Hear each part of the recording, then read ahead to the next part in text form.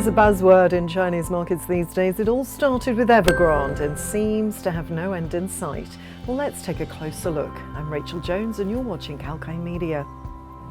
Some major Chinese real estate players have reported they're unable to pay back their debts.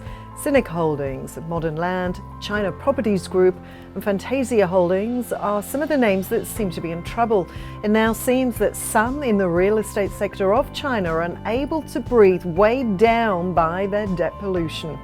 It all started in September this year with the Evergrande debt crisis. The debt lineup of Evergrande came in at around $408 billion. And this news shook the world. Evergrande raised $2 billion in cash after selling a pot of its stake, but failed to meet the deadline to pay $201 million interest on bonds. To the market's surprise, Evergrande paid last minute by a bond coupon. The financial pandemic cloud is hovering on other real estate players such as Cynic Holdings, which defaulted on bonds worth $246 million. The China Properties Group also defaulted on bonds worth $226 million. In early October, Fantasia Holdings defaulted on bonds worth $206 million. Now, these are just a few names that came into the limelight and were reported in September and October, the first half of 2021. Default on corporate bonds came in at a record $18 billion, according to the Nikkei Asia. Reuters reported in July that around 25 companies defaulted on loans taken through bonds in short bond payments.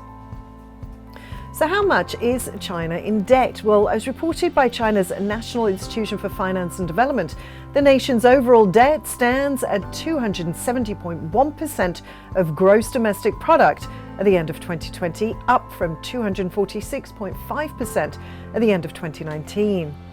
So how much does China owe to the rest of the world? Well, according to International Finance's January 2021 report, China's outstanding debt claims increased from around $1.6 trillion in 2006 to more than $5.6 trillion as of mid-2020, making China one of the biggest creditors to low-income countries.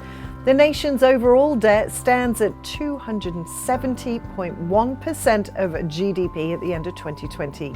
Though these debt defaults have come in the open from the real estate sector, there are chances of other hidden debts too, as hinted by Standard & Poor in a report from 2018.